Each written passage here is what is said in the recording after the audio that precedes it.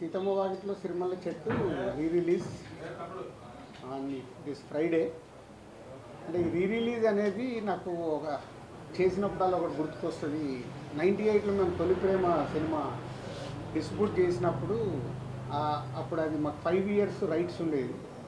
So ఎప్పుడు డబ్బులు తక్కువ ఉంటే అప్పుడు దాన్ని రీ-రిలీజ్ పెడితే ఆ సినిమా ద్వారా మనీ వచ్చేదన్నమాట. అలా ఒకసారి అమృత సినిమా ఫ్లాప్ అయినప్పుడు ఫైనాన్షియల్గా చాలా స్ట్రెస్లో ఉంటే మళ్ళీ రీ-రిలీజ్, అది 4th టైం.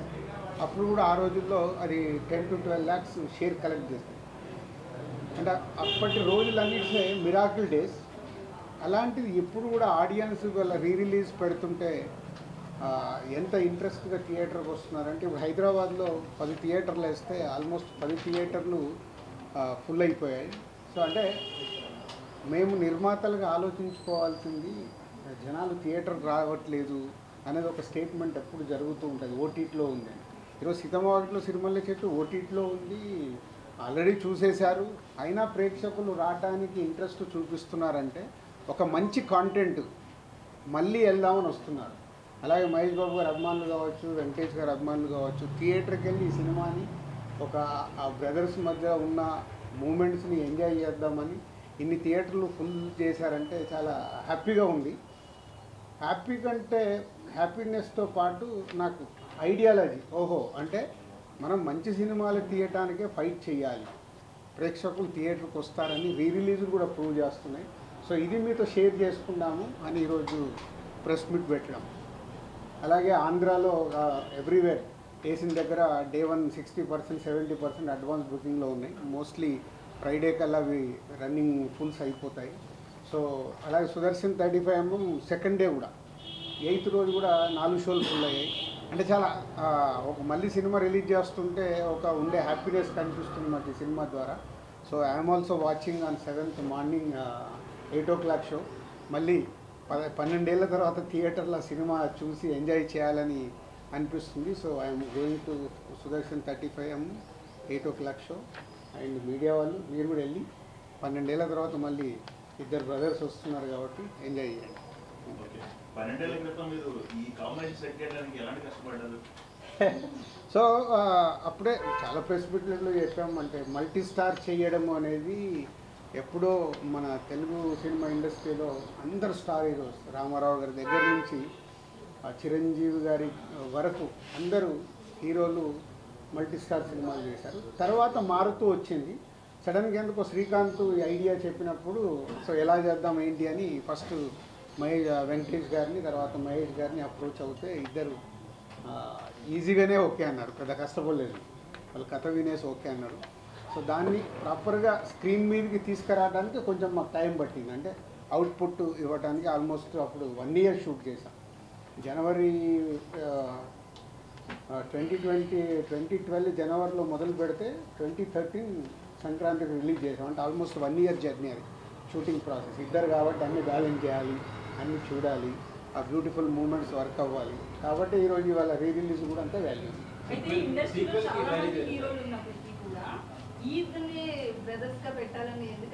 అట్లా ఇప్పుడు ఒక కథ అనుకున్నప్పుడు ఎవరు కరెక్ట్గా ఉంటారని అప్రోచ్ అవుతాము. వాళ్ళిద్దరు అప్రోచ్ అవ్వగానే ఇద్దరికి ఆ రోజుల్లో అట్లని కాదు. అంటే వెంకటేష్ గారికి సురేష్ బాబు బ్రదర్, మహేష్ బాబు గారికి రమేష్ బాబు గారు బ్రదర్. సో ఈ కథలో ఉన్నప్పుడు వాళ్ళు ఓన్ చేసుకుంటారు. అట్లాగే వాళ్ళిద్దరు ఈ సినిమా చేసేటప్పుడు చాలా టైం స్పెండ్ చేశారు. వెంకటేష్ గారు మహేష్ బాబు గారు డిన్నర్లో కలవడము, ఎలా జర్నీ చేద్దాము, స్క్రీన్ మీద ఎలా ఉండాలి, చాలా హోంవర్క్ చేసుకున్నారు వాళ్ళు. అందుకే అంత దగ్గరగా కనిపిస్తుంది, ఒక న్యాచురల్ ఫిలిం లాగా కనిపిస్తుంది.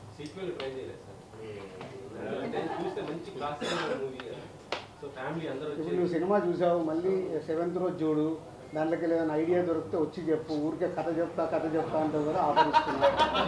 సీతమ్మ వాకిట్లో సిరిమల్ల చెట్టు ఎలా చెయ్యొచ్చు సీక్వెల్ తీసుకొనిరా, నేను రెడీ. అందరు క్యారెక్టర్లలో ఉంటాయి, దొరుకుతుంది. దొరికిందానికి తప్పే లేదు. ఏమో టర్నింగ్ పాయింట్ అదేనేమో, అందుకే రీ-రిలీజ్ అవుతుందేమో. ట్రై చాలా లాంగ్ గ్యాప్ తర్వాతకి మల్టీ స్టార్ తీశారు. కానీ అప్పట్లో వచ్చిన టాక్ అవన్నీ అయితే మంచి పేరు వచ్చింది, మంచి సినిమా తీశారనే ఇది వచ్చింది. కమర్షియల్గా అప్పుడు అంత పే చేయలేదు మీకు అనేది ఒక టాక్. దాని గురించి ఇప్పుడు మాట్లాడుకోవచ్చు. కాదు మీరు ఎట్లుంటుందంటే మీ మీడియా వాళ్ళది మాకు డబ్బులు మిగిలిన సినిమాలేమో ఇలా మాట్లాడతారు. సీతమ్మ వాకిట్లో సిరిమల్ల చెట్లు ప్రొడ్యూసర్గా నాకు డబ్బు మిగిలింది, సినిమాకు ఉన్న ప్రతి డిస్ట్రిబ్యూటర్కు డబ్బు మిగిలింది. అంటే అప్పట్లో ఉన్న టాక్ మంచి పేరు వచ్చింది, పెద్ద హీరోలను పెట్టి సినిమా తీశారు, అంత బాగుంది, కానీ కమర్షియల్గా అంత పే కాలేదు. మళ్ళీ అదే చెప్తున్నా లక్ష్మణ, 12 ఏళ్ళ తర్వాత నేను మాట్లాడుతున్నా. డే 1 మీలాంటి వాళ్ళు అంటే నేను అందరినీ కలపట్లేదు, అద్భుతంగా ఉంది అన్ని మార్నింగ్ షో అయిపోయాయని చెప్పిన మీడియా వాళ్ళు ఉన్నారు. అబ్బా ఇద్దరు హీరోల్ని పెట్టుకొని ఏందండి ఇలా తీశారు, ఇంకా మేము ఏవిదో ఎక్స్పెక్ట్ చేసాము. అది మీరు ఎక్స్పెక్ట్ చేశారు, మా తప్ప ఎందుకు అవుతుంది? అడుగుతున్నా అది ఒక్కొక్క థియేటర్ ఫుల్ అవుతున్న కొద్దీ పెంచుతూ ఉన్నాయి. వాళ్ళ వెడ్నెస్డే కదా, ఫుల్ అయిన కొద్దీ అందరూ మెల్లిగా 10 స్క్రీన్స్కి వచ్చినాయి, అన్ని ఫుల్స్ అయ్యాయి. జనరల్ ఆడియన్స్ రెస్పాన్స్ ఉంటారా, ఓన్లీ ఫ్యాన్స్ వెంకటేష్ మైకో? అంటే ఫ్యాన్స్తో పాటు ఫ్యామిలీ ఆడియన్స్ కూడా టికెట్స్ అడుగుతున్నారు. సో ఫ్యామిలీ ఆడియన్స్ అడుగుతున్నారంటే వాళ్ళు కూడా థియేటర్కి వెళ్ళి ఎంజాయ్ చేద్దాం. ఇంట్లో టీవీలో పెట్టుకోవచ్చు కదా, కానీ బిగ్ స్క్రీన్లో చూసే మ్యాజిక్, ఆడియన్స్తో పాటు ఫుల్ క్రౌడ్లో చూసే మ్యాజిక్ టీవీలలో మనం దీంట్లో చూస్తే రాదు. ఆ టైంలో మిగిలిపోయిన ఎక్స్ట్రా ఫుటేజ్ కానీ ఏమైనా యాడ్ చేసి చాలా ఫుటేజ్ ఉంది కానీ ఏమీ యాడ్ చేయట్లేదు. అంటే ఫ్యాన్స్ కానీ ఫ్యామిలీ ఆడియన్స్ కానీ మోస్ట్ అవైటెడ్గా ఈ సినిమా రీరిలీజ్ కోసం చూస్తున్నారు. థియేటర్స్ కూడా అలాగే ఫుల్ అయిపోయింది. ఫ్యాన్స్ నుంచి ఒక డిమాండ్ ఏంటంటే టైటిల్ కార్డ్స్ విషయంలో సపరేట్ టైటిల్ కార్డ్స్ వేస్తే ఇంకా బాగుంటుంది అంటున్నారు. 12 ఏళ్ల తర్వాత మళ్ళీ కొత్త కాంట్రవర్షియల్స్ మనకు అక్కర్లేదు, అప్పుడు ఏది ఉంది అదే రిలీజ్ అవుతుంది.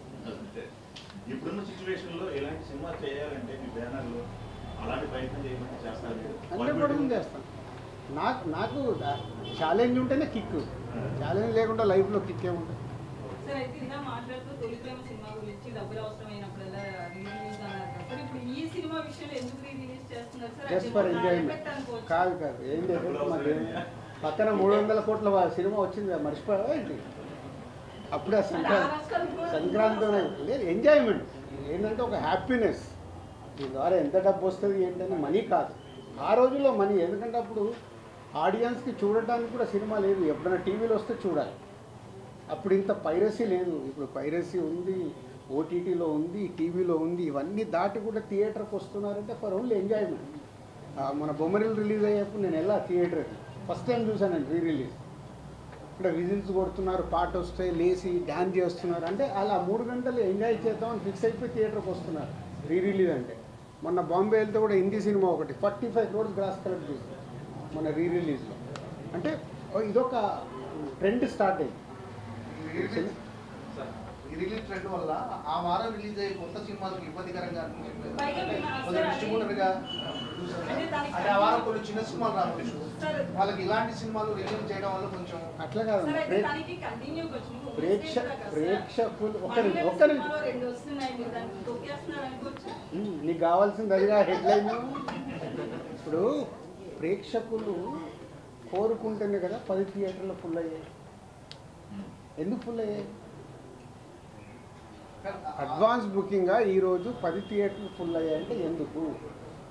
ప్రేక్షకులు కోరుకునేది మనం ఇవ్వాలి, కానీ ప్రేక్షకులు కోరుకుంది మనం ఎంత పెద్ద సినిమా ఇచ్చినా వాళ్ళకి నచ్చలేదు అనుకో, బాయ్ బాయ్ చెప్తున్నారు మార్నింగ్ షోకి. దానికి తోడు మీ సోషల్ మీడియా ట్రోలింగు మామూలుగా ఉందా, నాశనం చేసే వరకు వదిలిపెట్టట్లేదు. సో వ్యవస్థలో ఉంది, మనం ఎవరిని అనలేము. సో ప్రేక్షకులు రెడీగా ఉన్నప్పుడు మనం ప్రేక్షకులు ఎంజాయ్ చేస్తామంటే మీరు ఎంజాయ్ చేయొద్దు, మీరు ఈ సినిమా చూడండి అంటే చూస్తారా? ఖాళీగా ఇంట్లో కూర్చుంటారు, చూడు. అంటే ఇప్పుడు ఈ సినిమా రాకపోతే ఆ సినిమాకి వెళ్తారు వెళ్ళను. వాళ్ళంతా క్లారిటీగా ఉన్నారు ఆడియన్స్. ఇవాళ స్టార్ సినిమాకి అనుకున్న రేంజ్లో ఓపెనింగ్ రావట్లేదు అంటే ఎందుకు రావట్లేదు?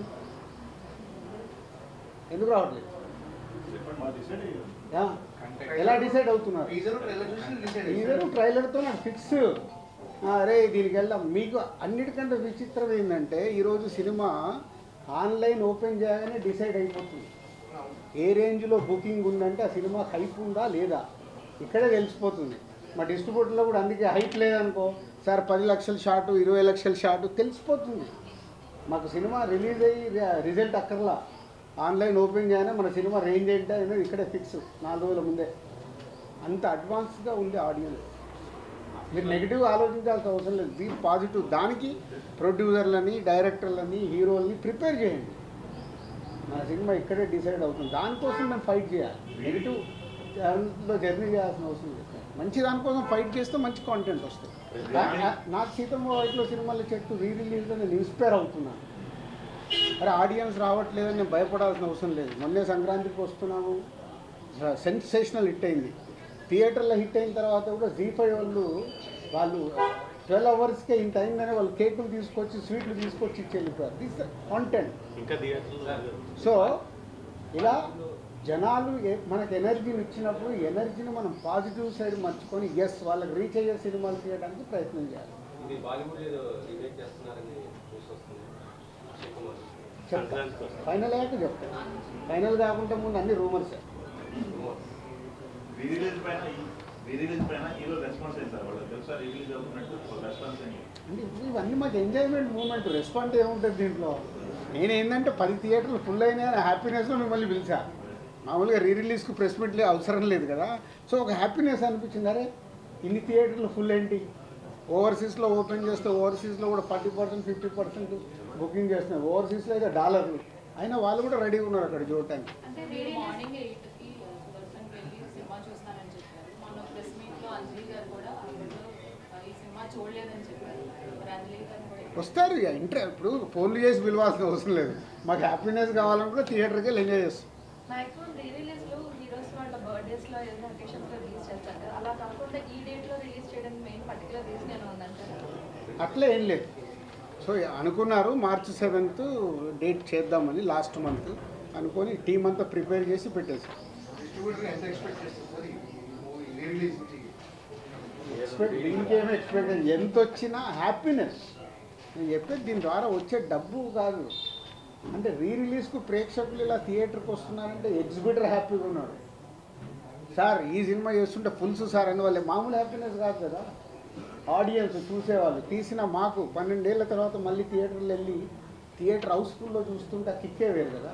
ఆ కిక్కే ఇంపార్టెంట్. రీసెంట్గా వచ్చిన మురారి క్రాస్ చేస్తుందా సార్ మహేష్ బాబు? మళ్ళీ కంపారిజన్ ఎందుకు? ఉన్న ప్రజెంట్ ట్రెండ్లో ఒక్కోసారి ఒక్కో ట్రెండ్ నడుస్తుంది. చిన్న సినిమాల ట్రెండ్ నడుస్తుంది, ఒక్కోసారి పెద్ద సినిమాల ట్రెండ్ నడుస్తుంది, ఒక్కోసారి రిలీజ్ ట్రెండ్ నడుస్తుంది.